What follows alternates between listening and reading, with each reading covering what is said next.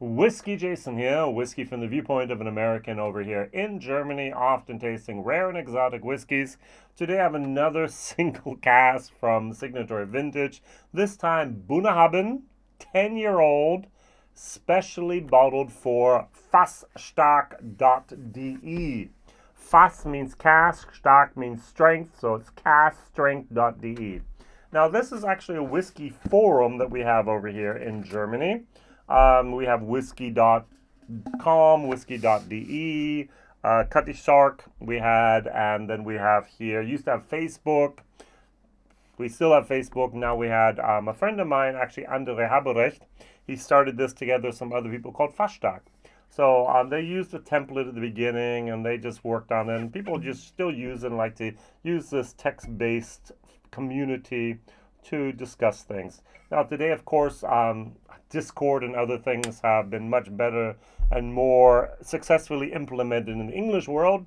But over here, there are not very many, I know 3, I think, whiskey community Discords. So Fassstark is what they use.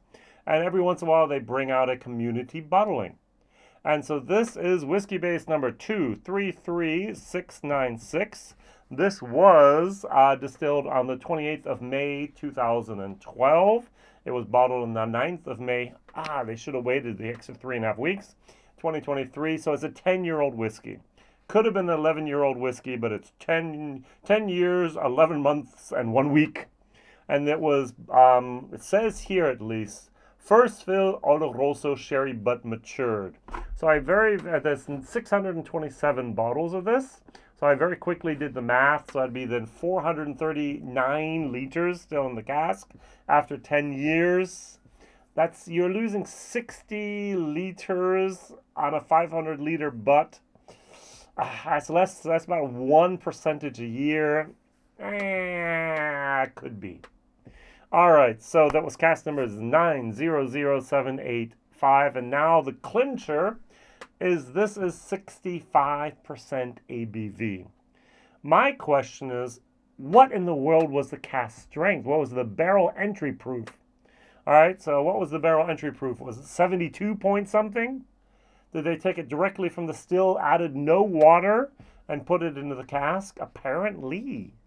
Because we do lose in Scotland almost always, I think in 99.5% of the cases, in my opinion, we do lose alcohol there. So it was not bottled at the typical 63.5%. It was bottled higher. So it's not unusual, it's not unheard of to bottle at over 70%, but it's not done by very many people. What am I going to compare it to? If you know me, I think it was January, February, I declared my whiskey of the year for 2023. It is Bunnahabhain 12-year-old cask strength 2022 with 56.6%. I love this whiskey. Now, over here in Germany, at the moment, I'm paying about 95 euros for this. The more I praise it, the higher the prices are. Now we have online shops selling it for 120 and so on and so on. So I can still find it every once in a while for 95 euros. Now over in England, this by the way is going to be, because I have the 700 milliliter bottle, this is going to be 219589. Over in England, Masters of Malt have it 74 euros. 74 pounds. If I were in the UK, I have, I think, 5 bottles of these bunkered at the moment. I would have 15. And I don't bunker whiskey like that. I have some Eagle Rare 10 bunkered. I have a few other things with 2 or 3 bottles. I don't bunker many things. I have a lot of bottles, but I don't say one bottle I want for the rest of my life to enjoy. I'm doing that with this. That's how much I like this whiskey. I like the 2021. I love the 2022 of Bunna. And I'm going to compare this for a very, very long time to every independently bottled Bunna I'm going to get and see, okay, can you even get close to it? And that's the question of the day. Can it even get close to it? 95 euros, 105 euros, 12 years, 10 years. Original bottling, independent. Batch, single cask, 65% 56.6. 1 barrel first fill Oloroso sherry. A marriage of sherry predominantly and some bourbon. All right, so even if you look at the colors here, you will see that the single cask is a tick darker, okay? So this wins on our color battle, if that's the thing. On the nose.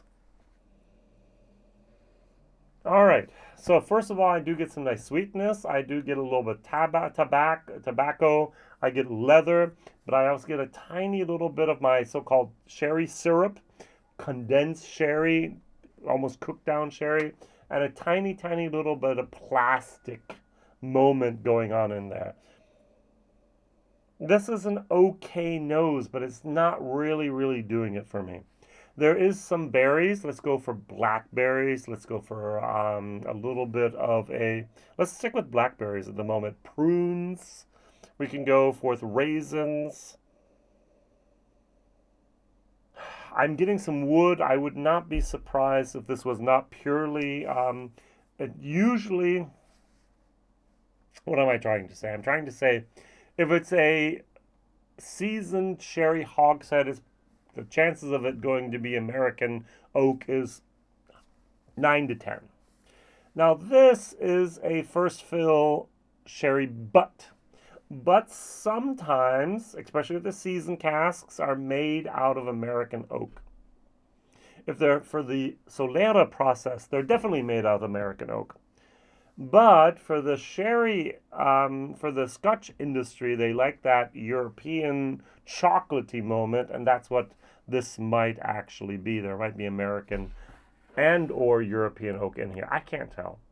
I have to just admit that it's something I really cannot differentiate here. All right, in comparison, here the 2022 12 cask strength.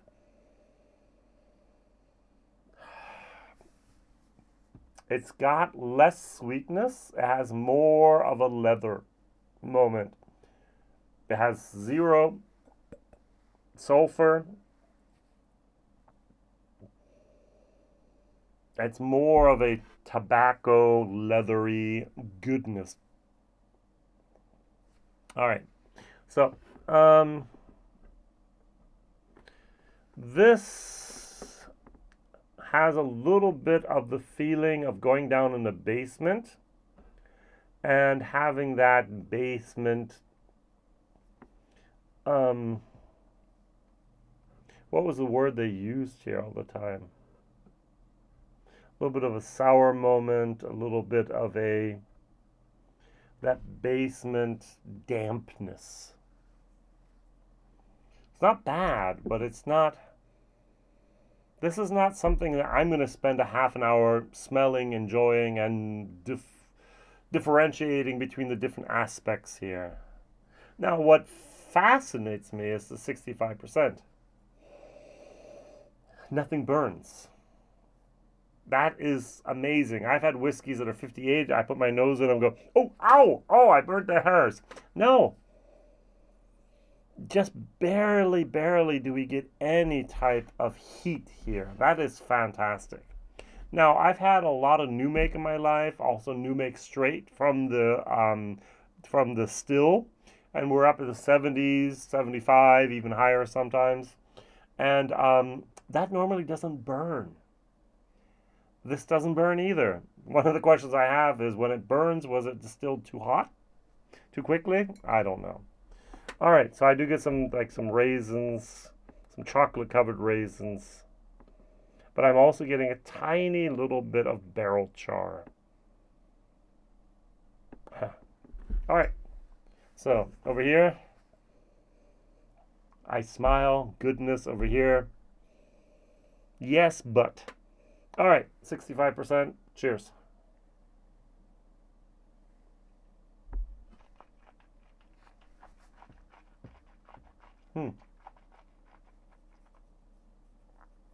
The very first thing that surprises me is I get smoke.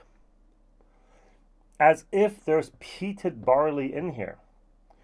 There should not be. This must be a burntness of the cask. So there's barrel staves that have been charred, apparently, maybe heavily toasted, and so heavily toasted that they might have been burnt. And this transfers to the whiskey, which really takes away from my score on this whiskey. It adds something I don't need. It's like a burnt bread, a burnt toast moment going on here. That's not what I want. Oh, there it is, there it is, and it kind of lingers in the background a tiny little bit.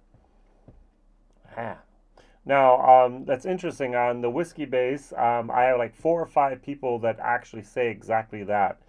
It says here, where was it? Here, was that this person? That was this person. Fresh oak, which could easily be confused with a light smoke. Then cherry, raisins, a lot of chocolate, rather dry than sweet, nut, floral, creamy. Here you notice a high alcohol content more, but also not disturbing. Like a little bit of salt on the tip of the tongue. The second sip is more chocolatey, but dark, sweet, raisins, meaty, spicy, vegetable broth, again, wood, oily with wood, roasted aromas, lots of sherry, smooth, sweet raisins, light acidity, and significantly more salt. And Buna, again, this wins with water. So many people are writing 65% was good, but with water it's better. So let's add a little bit of water. Let's bring it down to 58%. Maybe 55%, who knows? Now it gets sweeter. That plastic, you know when you open a fresh little can of Play-Doh and that artificial plastic note comes out? That's what I got. It's going away with water. I get a little bit more of a fruity, sweet, berry moment. Cheers. Now this, as I said, I'm taking up points for that smoky, almost peaty moment here.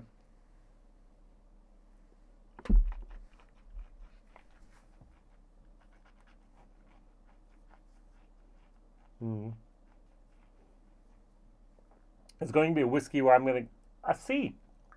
On a good day, a C plus. Now, there's still that smoke, that wood burntness there. It's a C. This is not something I like. But there are other people out there that go, oh, that's so good. There's a little bit of that peaty smokiness in the background. Yummy. And I kind of go, oh, it's burned. My friends from the Persian part of the world, they love to have the rice at the end. They turn up the stove and burn a little bit of the rice at the bottom, and that's that special little part there. And even the kids used to fight about it. It actually gives, for me, sometimes that rice in a Persian dish a little bit of a smokiness that I don't want. All right, now smokiness and a barbecue sauce, smokiness and some other things are okay, but not here with my Buna. Value for money. This is not something that I think the world. There are 697 bottles. Is that correct? 627 bottles of this. The Fast Stock group, I think there's 5,000, 8,000 people in there. This will or has already sold out, no problem. Buna 10 cask strength, beautiful. That's what people think. That's what they want. That's what they need. Value for money. If I'm giving it a C and a very, it's a C minus, D plus for me. It's not worth the money. Now, I'm gonna clean my palate twice.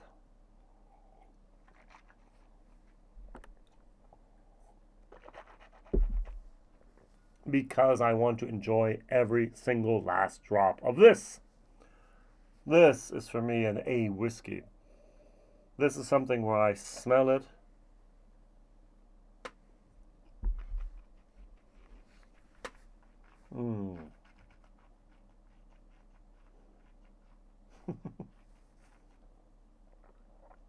I just tried to describe it so in my German video. Imagine you're in Vienna, Austria. For all I care, you can be in Berlin, Germany, you can be in Paris, France, you can be in For me, Valencia, Spain was one of the best cities there. You can be in Lisbon at the harbor, at the coast side there. You can be any place in these famous city centers. And you look left, and it's all these impressions coming towards you, and you look right, and you turn around, there's even more impressions. And there's all like a 360-degree, just all, it's just an awesomeness. And that's what I get here. So there's a little bit of sweetness. There's a little bit of a woodiness. There's a little bit of the leather. There's a little bit.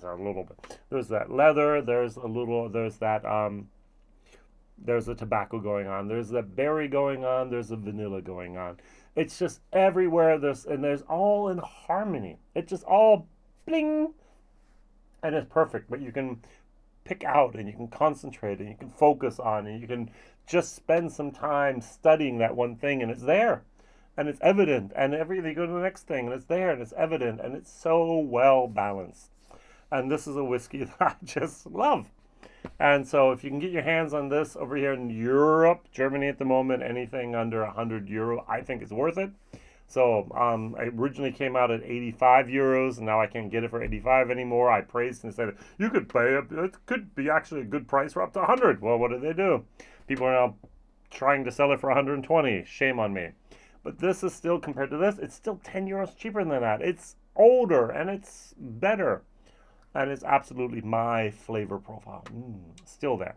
So my question of the day is, what is your favorite single barrel, independently bottled Bunnahabhain? And if it's not, what is your favorite Bunnahabhain cask strength? Not many out there.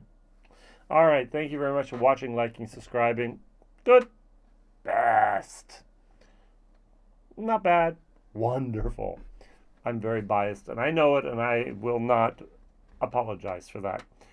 See you very soon. Whiskey Jason here. Whiskey from the viewpoint of an American over here in Germany, often tasting rare and exotic whiskeys and great whiskeys, and sometimes some flops. Who knows? See you soon. Bye-bye.